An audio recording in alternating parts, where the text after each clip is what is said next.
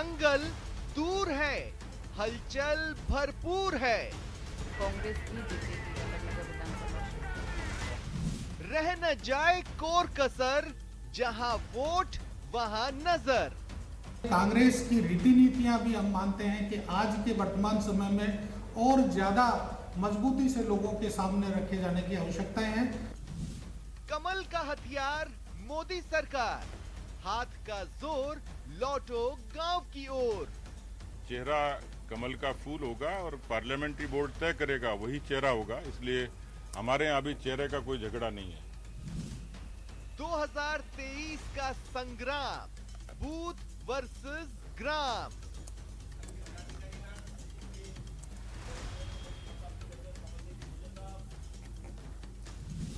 चिंतन वर्सेस मंथन। चुनाव भले ही हर 5 साल बाद होते हैं, पर सियासत को दम लेने का मौका नहीं मिलता। गांव की सरकार का रण थमा तो दोनों ही दल आगामी कवायदों में जुट गए। एक ने चिंतन किया, एक मंथन की ओर है। बनी जमीन बचाए कैसे, खोई जमीन पाए कैसे, रणनीति के स्तर पर यह बंद कमरों में तय होता है और कैमरे पर होता है वो जो दिखाना है आत्मविश्वास से लबरेज होकर। बीजेपी ने चेहरे के झंझट को फिलहाल झटक दिया है और रणनीति बनाई है जिस पर वो 2.25 साल चलेंगे।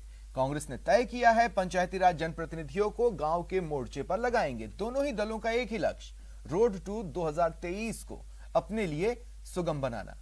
स्वागत है आप सभी का, आपके साथ मैं हूं स्वप्निल। आज चलिए कोशिश करते हैं पॉलिटिक्स को भेदने की।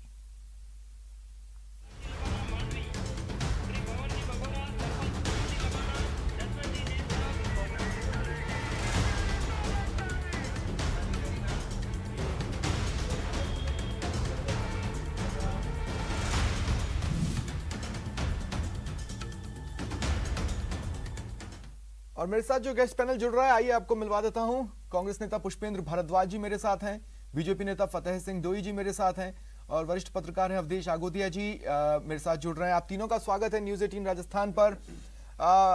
पुष्पेंद्र जी, आपसे शुरुआत करना चाहता हूं।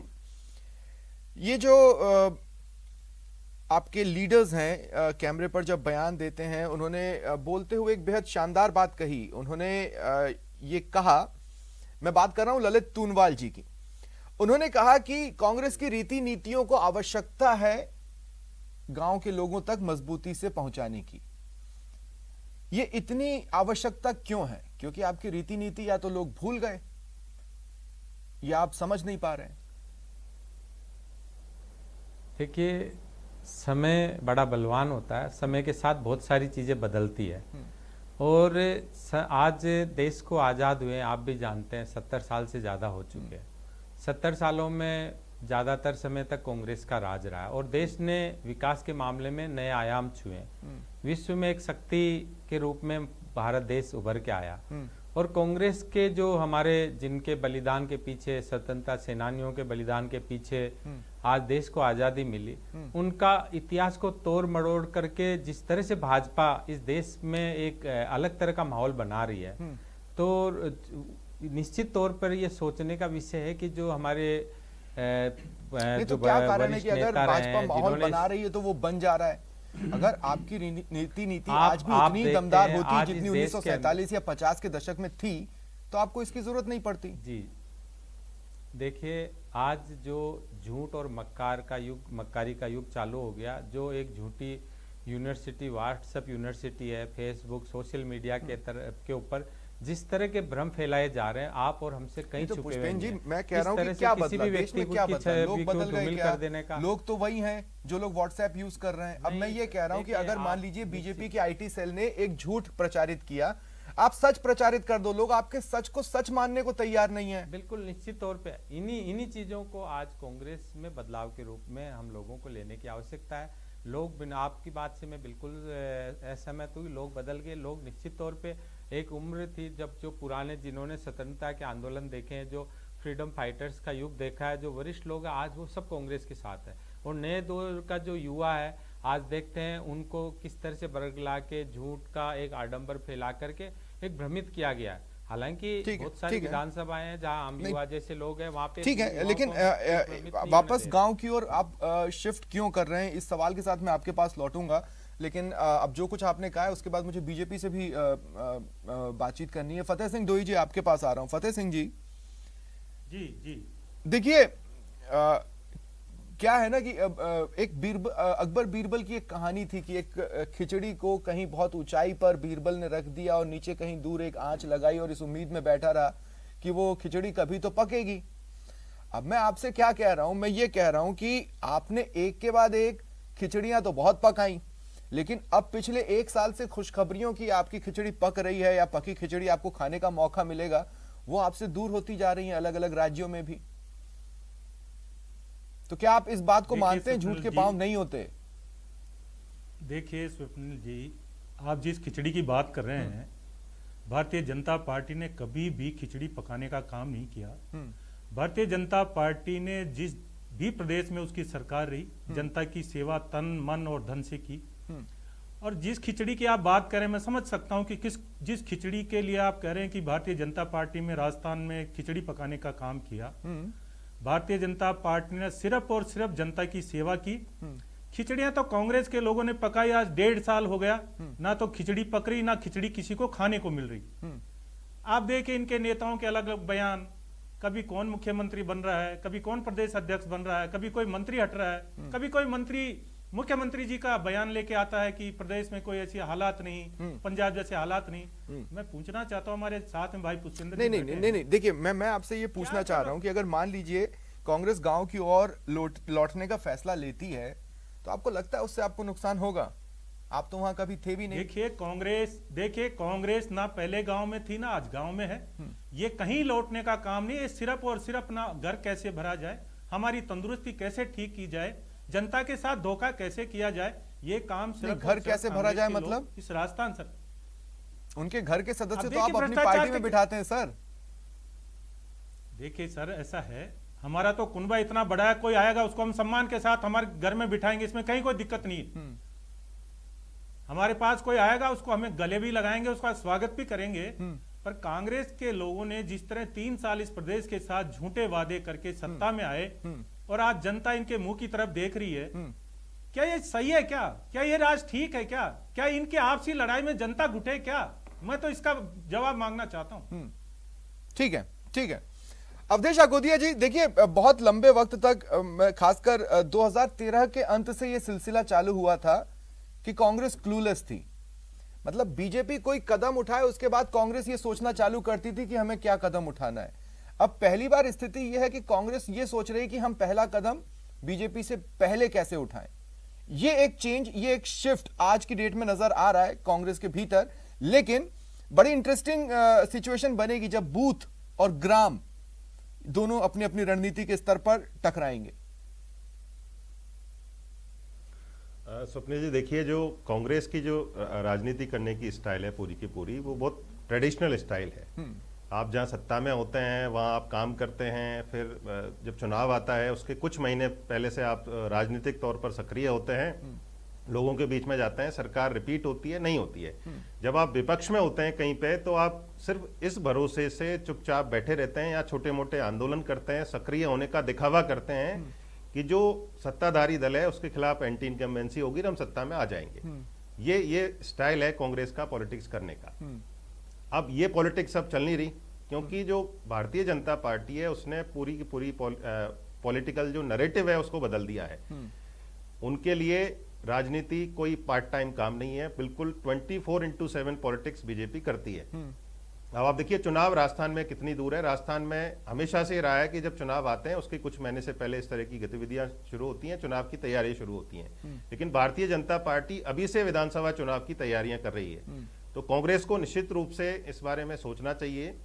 वो सोच रहे हैं तो अच्छी बात है लोकतंत्र के लिए। लेकिन अब देखिए एक तरह से स्वीकारोक्ति है कि हाँ हमने गांव में अपनी जमीन को थोड़ा खोया है और शहरों में स्ट्रगल कर लोगों के बीच में जगह बनाने से बेहतर है कि चलो गांव की ओर वापस चलते हैं और गांव में अपनी खोई जमीन को वापस ले लें।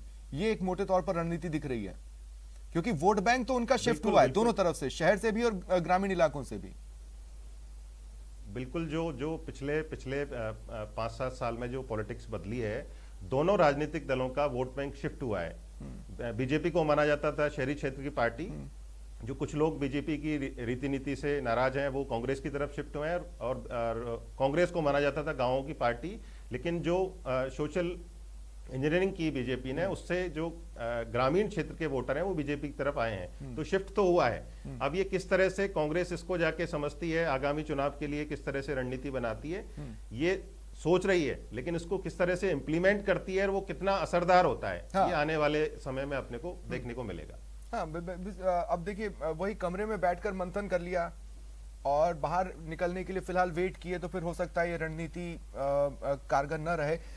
एक बार फिर मैं आपके पास आ रहा हूं पुष्पेंद्र जी, मुझे देखिए एक बात बताइए, देश को पंचायती राज सिस्टम आपने दिया, फिर इस पंचायती राज सिस्टम ने आपको झटका दिया, क्योंकि जितनी मौजूदगी उसमें आप अपनी मानकर चल रहे थे उससे टक्कर लेने लायक मौजूदगी तो बीजेपी भी दिखा के गई। आप कहते रहिए कि चलिए वोट शेयर ज्यादा है या यहां पर ये ज्यादा है या वहां वो ज्यादा है, लेकिन बीजेपी वहां आई तो सही, है ना।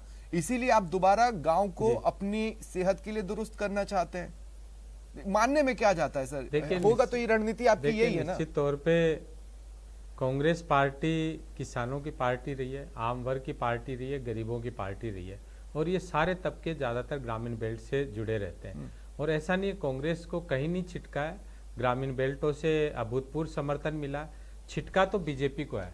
आप देखिए, आप इतिहास उठाकर देखिए, जिस पार्टी की सरकार होती है, जो कि 2018 से पहले बीजेपी के पास थे, वो अभूतपूर्व था।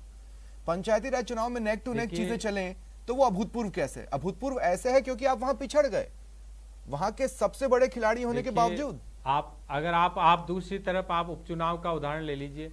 गत सरकार श्रीमती वसुंधरा राजे जी की जो सरकार थी, जितने उपचुनाव हुए इनके खिलाफ माहौल गया और कांग्रेस को जीत दर्ज हुई। और आज कांग्रेस में जो उपचुनाव हुए कांग्रेस ने जीते हैं यहाँ पे, और अभी 2 चुनाव और होने जा रहे हैं, उपचुनाव दोनों जगह कांग्रेस जीतेगी। यहाँ तो धरती खिसक रही है भाजपा की। और मैं हमारे अभी जो लर्नेड फ्रेंड है फतेह सिंह जी कह रहे हैं कि खिचड़ी पक रही है, खिचड़ी तो बीजेपी पका रही है। खिचड़ी पका रही थी तभी तो यहाँ पे लोकतंत्र का गला घोटने का, लोकतंत्र की हत्या करने का राजस्थान में प्रयास किया, जहाँ कतई सफल नहीं हो पाए। ये काम इन्होंने मध्य प्रदेश में किया, वहां सफल हुए। महाराष्ट्र में करने का प्रयास किया, तो वहाँ पे आपकी सब पार्टी के लोगों लोगों की थालियों में उस खिचड़ी को परोसना इतना आसान है कि आप उसको खा जाएं और पचा ना पाए? देखिए, दूसरों की गलती नजर आती है सबको। ये आज ये खुद की नहीं सोच रहे हैं, इनके खुद के केंद्र के नेता आ रहे हैं, प्रभारी आ रहे हैं, बैठ करके एक साथ इनको इकट्ठा करने का प्रयास करते हैं। हमारी तो पार्टी बड़ी पार्टी है, विश्व का सबसे बड़ा लोकतांत्रिक देश की सबसे बड़ी पार्टी आज कांग्रेस। और ये उतार चढ़ाव चलते रहते हैं कि आज कम स्टेटों में, कभी 20-20 स्टेटों में भी कांग्रेस पार्टी रही है लगातार। जब 60 साल 70 साल तक पार्टी कोई राज करती है तो लोगों की अपेक्षाएं और बढ़ जाती है। आप बुरा मत मानिएगा, मैं लिटरली एक बात कहना चाहता हूं कि जी, जितने कॉन्फिडेंस में आप लोग दिखते हैं ना, उसका आधा भी कॉन्फिडेंस मेरे अंदर आ जाए ना, तो मैं इस दुनिया का सर्वश्रेष्ठ पत्रकार बन सकता हूं। मैं कह रहा हूं किसी मोड़ पर तो आकर आप ये बात समझिए, बिल्कुल आप अपनी जगह सही हो सकते हैं, की जरूरत है, कॉन्फिडेंस तो होगा, आपको अपने आप को रीडिजाइन करने की जरूरत है। आप उस ओर ध्यान नहीं दे रहे हैं। बिल्कुल, इसमें मैं आपकी इस बात से बिल्कुल ये कटु सत्य है कि कांग्रेस एक मास पार्टी रही है, कैडर बेस पार्टी नहीं थी। अब कांग्रेस को अपना स्ट्रक्चर बदलना पड़ेगा और उस दिशा के अंदर काम भी हो रहे हैं। हम जैसे युवाओं को मौका दिया गया उस बात छोटा सा। अब आप बेस मजबूत करने के लिए कदम उठा रहे हैं, ये बात स्पष्ट तौर पे आपने मानी। ये साफ करता है कि आपकी आगामी रणनीति क्या है। इसी कड़ी में आप गांव की ओर जा रहे हैं, इसको स्वीकार करना इतना मुश्किल नहीं था। ठीक है, हमको 11-12 मिनट लगे उस तक पहुंचने में, लेकिन मैं इसी बात को जारी रखना चाहता हूं। फतेह सिंह दोई जी, मैं आपके पास आ रहा हूं। गांव में बसता है फतेह सिंह जी, अभी आप मुस्कुराए जैसे ही मैंने कहा कि आपके कॉन्फिडेंस का आधा भी मुझ में आ जाए, लेकिन मैं आपको बताऊं कि बीजेपी में इतना कॉन्फिडेंस है कि अगर वो आ जाए ना तो मुझे ऊंचाइयों पर पहुंचकर गिरने में वक्त नहीं लगेगा। आप समझ रहे हैं मेरी बात को? क्योंकि आप कुछ चीजों को नजरअंदाज कर रहे हैं। आप नजरअंदाज कर रहे हैं कि पेट्रोल के लिए हम 100 रुपए से ज्यादा दे रहे हैं। आप नजरअंदाज कर रहे हैं कि गैस पर सब्सिडी 11 से 40 रुपए आ रही है। आप नजरअंदाज कर रहे हैं कि महंगाई लोगों को परेशान कर रही है। ऐसा कॉन्फिडेंस कितनी दूर तक ले जा सकता है आपको? आप जिस डीजल पेट्रोल की बात कर रहे हैं स्वप्निल जी, क्या प्रदेश ने वेट लगाने में कसर छोड़ी? अब फिर अगर आज आप इतना वेट नहीं लगा, अगर आप ये कहना चाहते हैं, नो कि मेरी सी के ठीक ठाक वाली बात दिखने कर वाली रहे हैं। कमीज पूरा क्रूड कांग्रेस ऑयल की का कमीज से दाम ज्यादा थोड़ी साफ इंटरनेशनल नजर स्तर आ पर रही तय है, होता है। तो सफेद तो सर और दोनों पूरे की नहीं विश्व है। के अंदर जब लेकिन आप अपनी कमीज को सबसे सफेद तो कम- साबित कीजिए, उनको छोड़िए, आप अपनी कमीज को सफेद साबित कीजिए। देखिए स्वप्निल जी, Bharatiya Janata party party with the differences, और जिस तरह देश की जनता की सेवा हमारे आदरणीय प्रधानमंत्री जी ने, मोदी जी ने, कोविड काल ले लो, आज किसानों के लिए इतना बड़ा तोहफा 35 तभी तो 35 अच्छा, पशुओं हजारों को लाखों किसी उसमें किसान वहां लेने का सड़कों काम। पे बैठे हैं। देखिए मैं एक बात लाखों बताता किसान हूं, एक फतेह साल सिंह से जी, 11 महीने मैं सवाल 2 को दूसरे दिन हो तरीके से गए। पूछता हूं। पुष्पेन जी, आपको जरूरत नहीं पड़ेगी, मैं आराम से सवाल पूछ पाता हूं। थोड़ा आप मेरे बारे में पता लगाएंगे तो आप जान जाएंगे कि मेरे पास सवाल बहुत रहते हैं। नहीं मैं बिल्कुल इसीलिए तो मैं आपके साथ कंफर्ट हूं मैं। फतेह सिंह जी, मैं आप देखिए क्या होता है कि अगर चलिए मैं क्रिकेट के लैंग्वेज में आपको समझाता हूं, सलामी बल्लेबाज दो होते हैं। अगर सलामी बल्लेबाज आउट हो जाए तो फिर सलामी बल्लेबाज बचता नहीं, ये तो आप मानते हैं ना। अब मैं ये कह रहा हूं, आप आज हर जगह गांव के स्तर पर भी मोदी जी की उपलब्धियों पर ही वोट चाहते हैं, विधानसभा में भी मोदी जी की उपलब्धियों पर ही वोट चाहते हैं, आप इवन लोकसभा चुनाव होंगे तो वहां तो डिजर्व करते हैं कि आप मोदी जी की उपलब्धियों पर वोट मांगे। लेकिन अब मैं आपसे ये कह रहा हूं कि मान लीजिए मोदी जी सोचते हैं कि मुझे 3 साल का रेस्ट लेना है, और मैं ये देखना चाहता हूं कि दूसरे व्यक्ति इसी तरह खींच सकते हैं कि नहीं, तब फिर आप क्या करेंगे? देखिए, भारतीय जनता पार्टी के पास मोदी जी के साथ साथ इतने देश में इतने नेता हैं कहां दिखते हैं सर? कि पहली बात तो हमारे मोदी जी कहीं भी कोई विश्राम के मूड में नहीं है, ना विश्राम लेना चाहिए। देश की सेवा में सर, वो लेकिन आज भी एक 18 से एक 20 खिलाड़ी घंटे के दम पर टीम कितने समय तक और कितनी बड़ी बड़ी जीतें हासिल कर सकती हैं? एक वक्त था ना हमारे पास सिर्फ सचिन आपने तेंदुलकर कांग्रेस थे, में- आप- लेकिन हम वर्ल्ड कप नहीं जीत पा रहे थे। कांग्रेस में, लेकिन जब सचिन तेंदुलकर को 11 की टीम मिली गांधी परिवार तब के वर्ल्ड अलावा कप दूसरा जीता। चेहरा कौन सा? मुझे स्वप्निल जी एक जवाब दीजिए, कांग्रेस में गांधी परिवार के अलावा कौन सा चेहरा आज तक नजर आया? मुझे जवाब दीजिए ना। आप जो मोदी जी की आप बात कर रहे उनकी हैं, लीग पर चल रहे मुझे हैं। गांधी परिवार के अलावा नहीं, आप हम तो उसकी- इसे उनकी कांग्रेस की लीग कमी हमारे बताते लिए- हैं ना, तो हमारे- उसी कमी को अपने अंदर क्यों ले रहे हैं? मैं कमी की बात, आप जिस तरह मोदी जी के लिए कह रहे हैं कि मोदी जी एक बार 3 साल के लिए विश्राम ले लें, तो हमारे पास आप नाम गिना, मैं अमित शाह जी को लीजिए, योगी जी को लीजिए, हमारे राजनाथ सिंह जी को लीजिए, चौहान शिवराज सिंह चौहान जी को लीजिए, वसुंधरा राजे जी को लीजिए, कौन सा नेता हमारे पास नहीं? आप मुझे कांग्रेस का एक नेता तो बताइए गांधी परिवार से अलग। देखिए आपने जो इनका नाम जवाब लिए मैं ना, देता हूं, चलिए ठीक है, स्वप्निल जी। पुष्पेन जी क्या बोलना ऐसा चाहते है, हैं बोले, फिर मैं अवधेश जी के पास जा रहा हूँ। क्या बोल रहे हैं? देखो इनकी यादाश्त और इनका इतिहास में दुरुस्त करना चाहता हूँ। जब देश आजाद हुआ, स्वतंत्रता से लेके आज तक करीबन 17-18 प्रधानमंत्री बने होंगे। उसके अंदर मात्र गांधी परिवार से जुड़े हुए श्रीमान राजीव गांधी जी थे, स्वर्गीय राजीव गांधी जी, इंदिरा गांधी जी और जवाहरलाल नेहरू जी। इसके अलावा आप बता दीजिए और नहीं, इसके अलावा मैं आपको बताता हूँ ना, इसके अलावा मैं आपको बताता हूँ, वो प्रधानमंत्री नहीं बने, लेकिन आपने कोशिश बहुत की कि वो प्रधानमंत्री बने।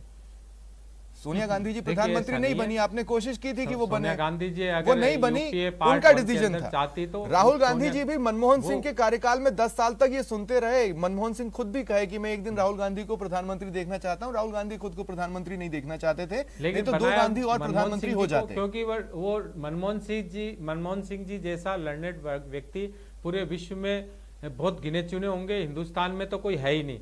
माननीय हमारे प्रधानमंत्री जी की तो डिग्री को लेकर के बहस छिड़ जाए तो अब नहीं देखिए, फिर ये समय से भटकना हो जाएगा, सारे ये फिर डिग्री आ विषय जाए, से भटकना हो 10 से जाएगा, लेकर बात वो 12 नहीं हो रही है। ग्रेजुएशन। अवधेश जी मैं आपके पास आ रहा हूं। देखिए बात क्या हो रही है कि आज ये बात तो फैक्ट है, पिछले 3 या 3.5 साल से मैं भी इस बात को रीड कर रहा हूं कि अब इलेक्शंस का एनालिसिस करना मुश्किल होता जा रहा है। उसका रीजन मैं बताता हूं, क्योंकि लोग जो मूलभूत जरूरत की चीजें उसके आधार पर वोट डाल ही नहीं रहे।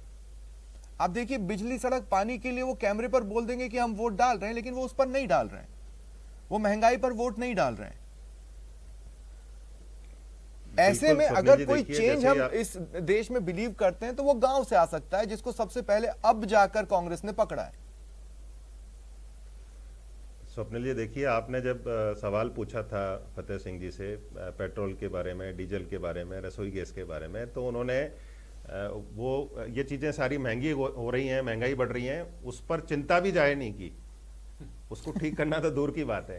वो इसलिए नहीं खामियाजा उन्होंने कहीं भुगता ही नहीं है, क्योंकि भारतीय जनता पार्टी अच्छे से समझती है कि जो देश का मतदाता है जब वो मतदान केंद्र के भीतर जाता है, ईवीएम का बटन दबाता है, उस समय वो क्या सोचता है? क्या वो पेट्रोल के बारे में सोचता है, क्या डीजल के बारे में सोचता है, क्या रसोई गैस के बारे में सोचता है, या बाकी चीजें जो महंगी हो रही है उसके बारे में सोचता है? वो नहीं सोचता है। उसको भावनात्मक मुद्दों में इस तरह से उलझा के रख दो जिससे ईवीएम का बटन दबाते समय वो ये सारी चीजें सोचे ही नहीं, वो दूसरी चीजें सोचे।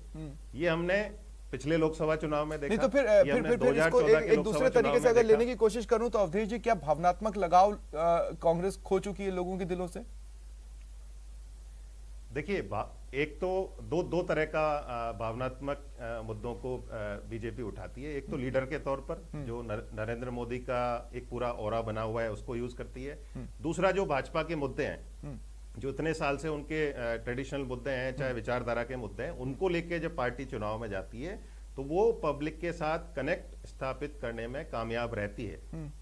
कांग्रेस इस तरह का दोनों मुद्दों पर, चाहे वो चेहरे के तौर पर हो, चाहे वो मुद्दों के तौर पर हो, जनता के साथ उस तरह का कनेक्ट स्टेब्लिश नहीं कर पा रही है जितना बीजेपी कर पा रही है। और कांग्रेस जिस दिन इस कमी को भांप लेगी, समझ लेगी और इसको ठीक करने का प्रयास करेगी, वो बीजेपी को ठीक ढंग से काउंटर तो कर इसीलिए पाएगी। फतेह सिंह जी, मैं एक बार फिर आपके पास आ रहा हूं। जीत हार फतेह का सिंह जी, मुझे सिलसिला शॉर्ट चलता में है। बताइए कि आप अभी भी वो वही बूथ वाली रणनीति पर चलने वाले हैं जो आपने कुछ सालों पहले पकड़ी थी?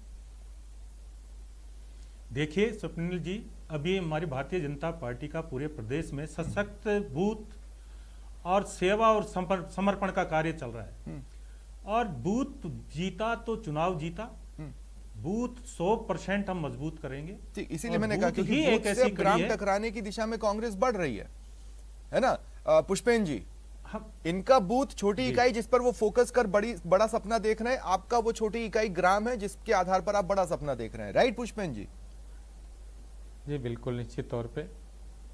तो फिर भावनात्मक कनेक्शन कैसे बिल्कुल बनाएंगे ग्राम आप? स्तर, देखिए चाहे ग्रामीण स्तर पर ग्राम लेवल पे हो, चाहे बूथ लेवल पे हो, चाहे गली लेवल पे हो, कांग्रेस अपने रीति नीतियां और अपने विकास के कार्यों के पीछे हमेशा चुनाव जीतती आई है। ठीक है, और इस बार भी राजस्थान के अंदर आपको इतिहास पार्टी पर दोहराएगी ज्यादा वर्क करना और पड़ेगा क्योंकि कांग्रेस अवधेश जी, मैं पार्टी लास्ट इस बार सवाल एक आपसे ले इतिहास रहा हूं। अवधेश जी, बनाएगी। मैं ये कहना चाहता हूं कि मान लीजिए जैसे सबसे एक छोटी इकाई एक बूथ बीजेपी ने पकड़ी, कांग्रेस ने अपनी पार्टी में मौजूद कार्यकर्ता और संख्या बल के हिसाब से उस छोटी इकाई को एक ग्राम या एक गांव माना है, वो भी एक सेटबैक है।